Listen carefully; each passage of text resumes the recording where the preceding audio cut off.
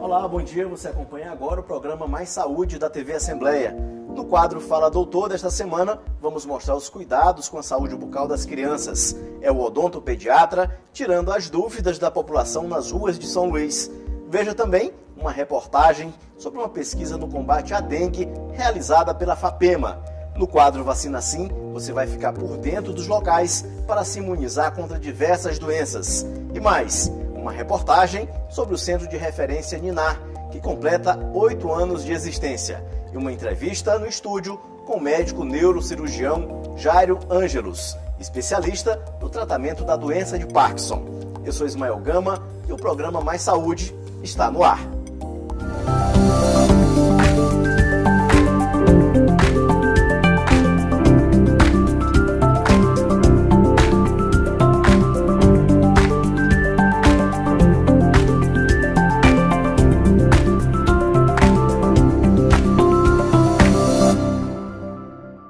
No quadro Fala Doutor desta semana, vamos falar sobre saúde bucal das crianças. Fomos às ruas para ouvir as principais dúvidas da população e quem vai nos responder é a odontopediatra Juliana Fernandes.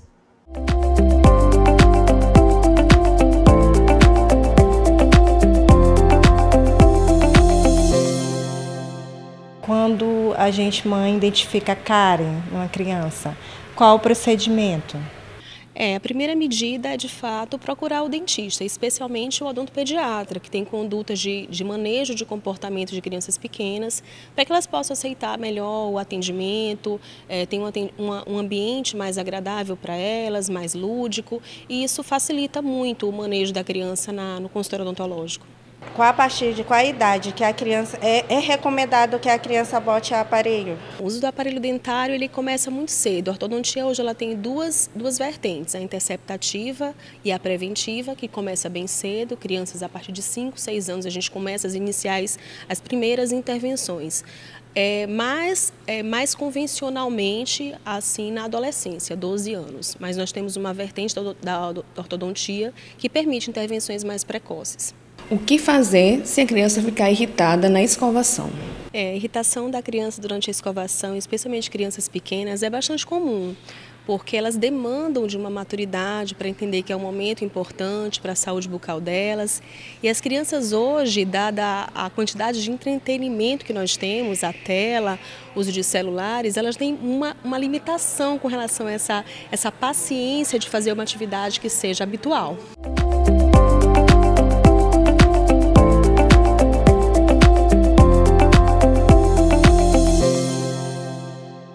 O Brasil passou de mais de 1 milhão de casos de dengue em 2024. Segundo dados do painel de arboviroses do Ministério da Saúde, este é o maior número desde o ano de 2000. A doença, que já é considerada epidemia em vários estados, agora está fazendo parte de uma pesquisa organizada pela FAPEMA, Fundação de Amparo à Pesquisa e ao Desenvolvimento Científico e Tecnológico do Maranhão. Só nos primeiros meses de 2024, o Brasil já registrou mais de 1 milhão de casos de dengue. Em 2023, nesse mesmo período, o Ministério da Saúde havia registrado apenas 207.475 ocorrências, uma alta histórica. A doença já é considerada epidemia em vários estados. A dengue já causou 258 mortes este ano e 651 óbitos seguem em investigação. No Maranhão, uma pesquisa que pode combater a dengue está sendo desenvolvida no Laboratório de Pesquisa e Aplicação de Óleos Essenciais da UFMA, uma alternativa de baixo custo para o tratamento das doenças transmitidas pelo Aedes aegypti, dengue, Zika e chikungunya. Essa pesquisa ela começou visando as crescentes, as problemáticas crescentes, tanto no estado do Maranhão como no Brasil. A ideia do estudo surgiu através dessa necessidade e também visando trazer uma alternativa economicamente viável e também sustentável para o combate na Aedes aegypti. O estudo utiliza o óleo extraído de uma planta conhecida como jardineira, misturado a cravo da Índia e mastruz. A pesquisa tem apoio do governo do estado por meio da Fundação de Amparo à Pesquisa e ao Desenvolvimento Científico e Tecnológico do Maranhão, FAPEMA. O que essa pesquisa traz de inovação são a questão dos bioprodutos economicamente viáveis, sustentáveis, biodegradáveis e que conseguem atuar diretamente na questão da resistência do mosquito. Sempre a gente enfatiza que a FAPEMA é um divisor de águas para a gente de forma essencial. Eu acho que uma pesquisa como essa ela tem um impacto não só local como nacional, dirá internacional, né? É isso que empolga, é isso que faz, né, o nosso governador e a gente aqui buscar cada vez mais recursos para investir a pesquisa.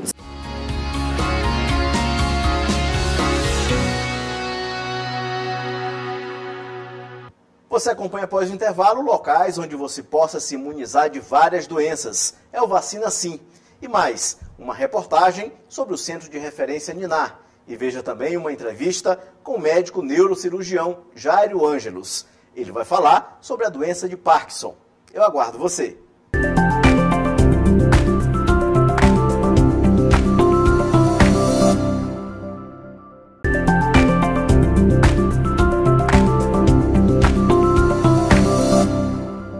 No quadro Vacina Sim desta semana, você vai acompanhar os locais onde estão sendo aplicadas as vacinas para Covid-19, coronavírus, tetravalente, BCG, tétano e meningite.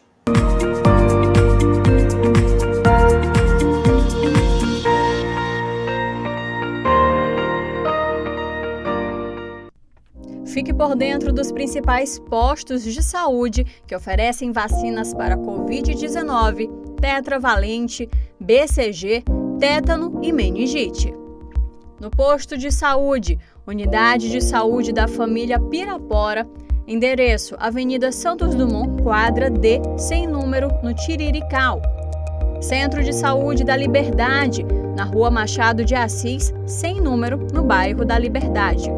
Centro de Saúde Dr. José Ribamar Frazão Correia. O endereço é Rua Tancredo Neves, sem número, Nova República. Centro de Saúde de Pedrinhas, BR-135, quilômetro 13, sem número, no bairro Pedrinhas. E Centro de Saúde Itapera, na Rua Principal, número 20, no bairro Itapera.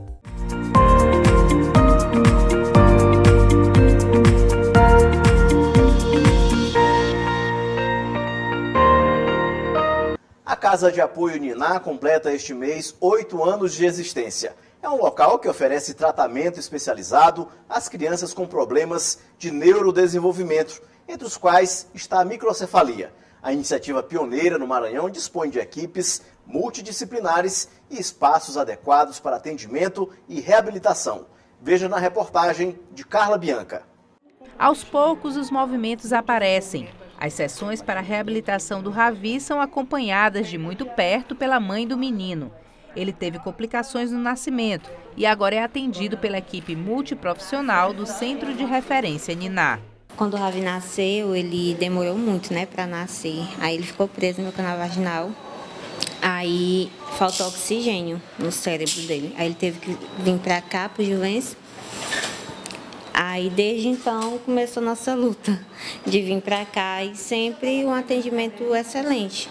O centro chegou à marca de 8 anos com serviços especializados para crianças com problemas de neurodesenvolvimento e transtornos neuropsicomotores. Hoje o Centro Ninar conta com neuropediatra, geneticista, pediatras, nós temos exames complementares e agora, mais recentemente, nós temos também o serviço de ortopedia para portadores de microcefalia que estão precisando de cirurgia. A epidemia de Zika vírus aconteceu entre 2015 e 2016. Uma das consequências foi o número de crianças que nasceram com anomalias congênitas, associadas com a infecção pelo vírus, como a microcefalia. A gente surgiu, na verdade, o Centro Ninar, na época da epidemia de microcefalia. Então, a gente surgiu para atender essa grande demanda, à época, há 8 anos, quando surgiu esse DBIM, mas nós não deixamos de fazer o que antes fazíamos, que era essa triagem de follow-up. Desde sua inauguração em 2016, o Niná já realizou mais de 820 mil atendimentos e se mantém como um pilar fundamental no cuidado e desenvolvimento das crianças com desafios neurológicos e neuropsicomotores. Ana Cristina também é mãe de criança atendida aqui. Para ela, o acolhimento é fundamental nesse processo de reabilitação dos pacientes. É um centro de reabilitação muito bom para o desenvolvimento da cidade. Cada criança, tanto com autismo como com síndrome de Down, e porque também ela precisa muito de fono, que eu já andei muito e não tinha conseguido conseguir aqui no Niná, e gostei muito. Para celebrar esses 8 anos de atendimento, uma festa do jeito que criança gosta, com balão, bolo e presentes.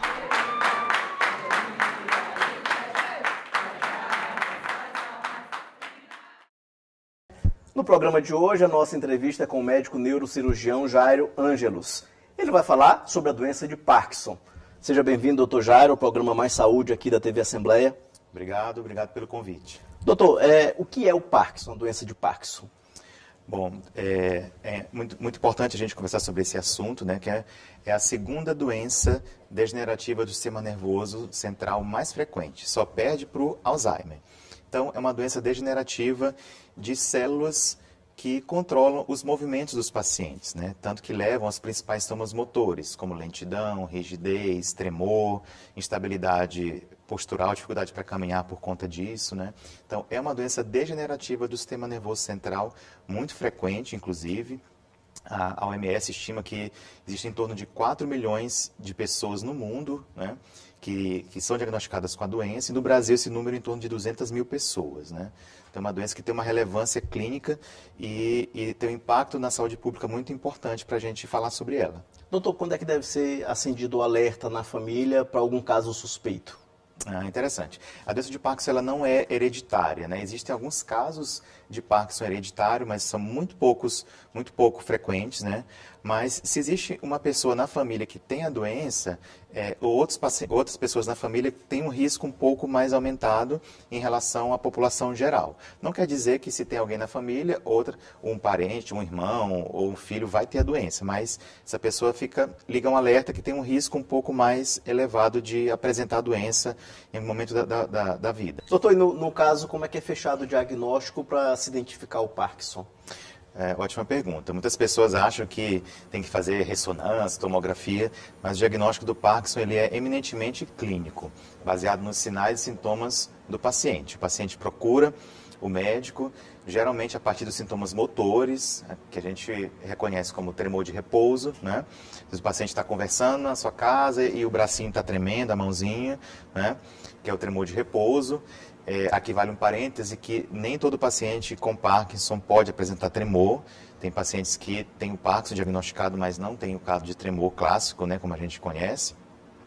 Outros sintomas importantes que a gente também observa na parte motora é a bradicinesia, que a gente chama, que conhece como a lentidão, né, para fazer os movimentos, né, o paciente pegar uma xícara, pegar um copo, colocar uma roupa, né, e a gente também observa alterações da postura do paciente, o paciente pode ter alteração do equilíbrio e um sintoma também que a gente conhece como a rigidez, que é como se fossem as articulações estivessem difíceis de fazer o movimento, né? O paciente se sente travado. Tem até um sinal clínico que a gente observa no paciente chamado rigidez de roda denteada, que é como se fosse uma catraca de uma bicicleta na hora que o paciente vai esticar o braço, por exemplo. Então, esses são os principais sintomas motores do paciente, mas há também sintomas não motores. O principal deles é a depressão, inclusive.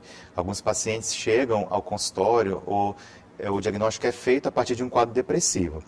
Aí você vai conversar com o paciente, vai examinar e vai perceber que ele tem uma rigidez, que ele tem uma lentidão, que ele tem um tremor. E aí a gente fecha o diagnóstico da doença de Parkinson, que também tem sintomas não motores. Alterações do sono também.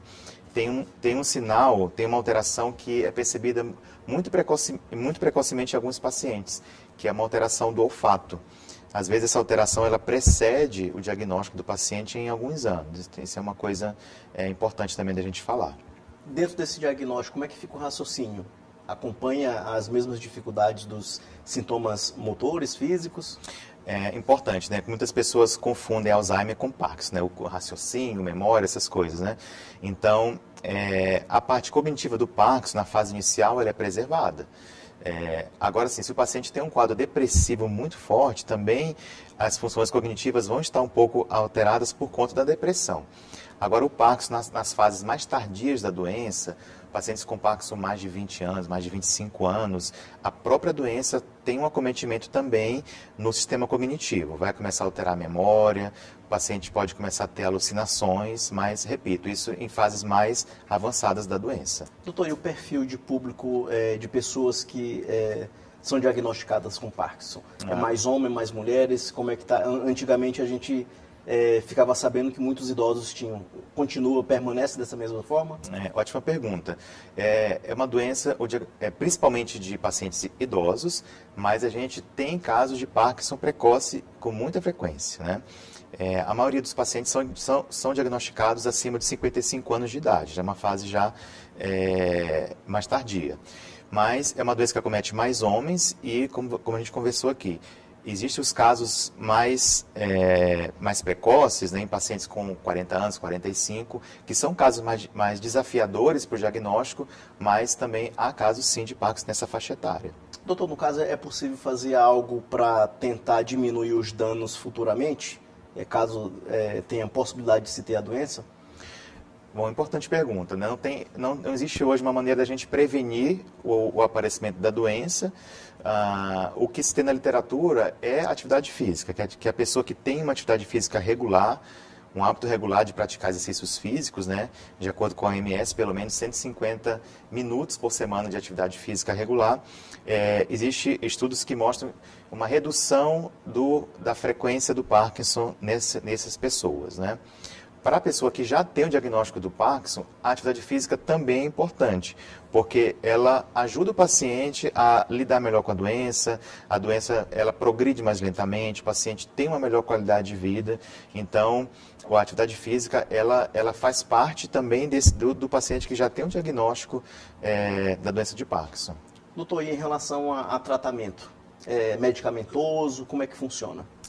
Bom, o tratamento da doença de Parkinson, ele é multifatorial. Ele tem a parte dos medicamentos, que é fundamental, porque na doença a gente observa que existe um déficit de uma substância chamada dopamina, que é a que leva aos sintomas que a gente está conversando aqui. Então, os tratamentos eles repõem essa medicação, né? A dopamina que está em falta no organismo. Associado a isso, o paciente também precisa de um tratamento de reabilitação, que é com a fisioterapia.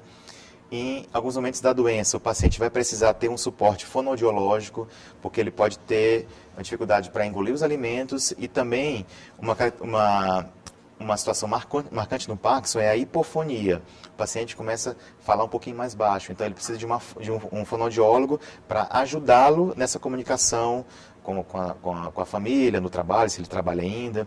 Então, é a medicação, é a reabilitação. E a gente também tem o tratamento cirúrgico do Parkinson. Não sei se você sabia, muitas pessoas não conhecem.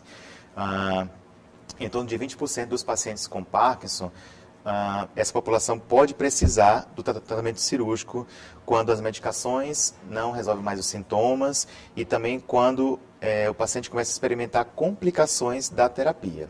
Aí o paciente é referenciado para a cirurgia de Parkinson. E a cirurgia mais moderna do Parkinson hoje é a estimulação cerebral profunda, que consiste em quê? No implante de eletrodos cerebrais. Você implanta eletrodos no cérebro do paciente, nas áreas do cérebro que comandam os movimentos, que controlam os movimentos. Então, é aquele paciente que está super rígido, travado, ou com tremor que não melhorou com medicação, ele faz a cirurgia e ele destrava melhor, o tremor trata e melhora a qualidade de vida do paciente. Reverte os tremores, né? Reverte o tremor e devolve qualidade de vida para o paciente. Porque a gente está falando de uma doença degenerativa para a qual a medicina ainda não encontrou uma cura.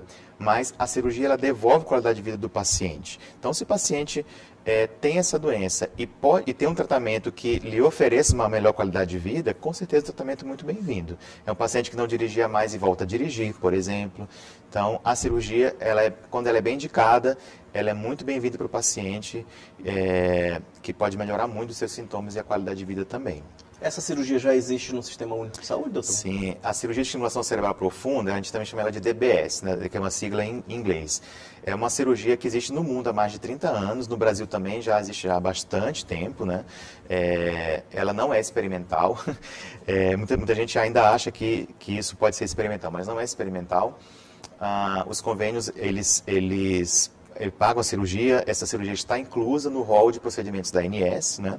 No SUS existem códigos de procedimento para o SUS, mas a gente observa que há poucos hospitais do SUS no Brasil que oferecem esse tratamento. Até pela questão do material, que é um material que é importado, né? Então, ainda existe, há uma necessidade da gente ampliar essa cirurgia no Sistema Único de Saúde. Doutor, e aqui em São Luís já é oferecida essa cirurgia? Muito bom. Como eu te falei, os convênios, eles cobrem cirurgia para os pacientes que têm convênio. A gente já faz a cirurgia em São Luís aqui já há bastante tempo, né? Mas no SUS a gente precisa melhorar o acesso do paciente do Sistema Único de Saúde a essa cirurgia. Não só a da estimulação cerebral profunda, que é o DBS, mas também há uma outra cirurgia que a gente conhece como palidotomia. Essa a gente consegue realizar aqui em São Luís, no Hospital Universitário. Inclusive a gente está num processo de licitação para retomar essas cirurgias que a gente já fez lá.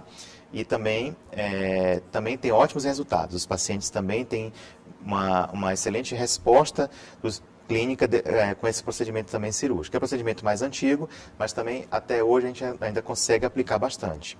Doutor, uma das últimas perguntas aqui sobre o perfil, que eu acho que não ficou respondida lá atrás, é mais homem ou mais mulheres que têm predisposição? Como é que funciona? A gente observa o Parkinson mais em homens do que mulheres, né? Não existe uma causa hormonal para isso, mas é uma observação, né, que mais o sexo masculino. Doutor, o que a família deve fazer quando receber um diagnóstico desse? Qual é a orientação melhor? Se o paciente teve o diagnóstico do Parkinson, está o paciente com seu familiar, seu cônjuge, parente, pai, mãe, ou seja, para estar ali com o médico, ouvir do médico o diagnóstico, receber as orientações, prognóstico, tratamentos atuais, o que esperar. Então, eu creio que esse momento, uma boa relação médico-paciente fortalecida é o primeiro passo. Porque o paciente vai acompanhar com aquele médico durante vários anos. Então, tem que ter uma confiança, tem que ter um diálogo bem aberto, de perguntas, de tirar dúvidas. Então, eu creio que esse é o primeiro passo, uma boa relação médico-paciente. E a família oferecer a esse paciente que tem um diagnóstico o apoio necessário. Porque é um paciente que, em um momento da doença, ele vai precisar de ajuda para caminhar, ele vai precisar de ajuda para ir ao banheiro. É um paciente que quando está em público, ele pode piorar os sintomas, então, tendo alguém ali para apoiá-lo naquele momento, ele pode precisar daquela ajuda. Então, relação médico-paciente, o apoio da família, o engajamento nas atividades de reabilitação, na atividade física. Muitas pessoas acham que é só um comprimido que vai resolver o problema, ou só cirurgia para quem precisa operar, mas o paciente, mesmo com diagnóstico, ele pode ter uma vida útil, digamos assim. Um paciente que não necessariamente ele tem que sair do trabalho, não necessariamente ele tem que ficar isolado de maneira nenhuma. Ele com toda essa rede de apoio e uma boa adesão ao tratamento, ele realmente consegue permanecer funcional, né? Doutor Jairo, obrigado por sua participação aqui no programa Mais Saúde da TV Assembleia. Obrigado pelo convite mais uma vez, estamos à disposição. Obrigado. Esse foi o nosso programa Mais Saúde de hoje. Para você, um bom início de semana e a gente se encontra no próximo domingo às 9 da manhã. Até lá!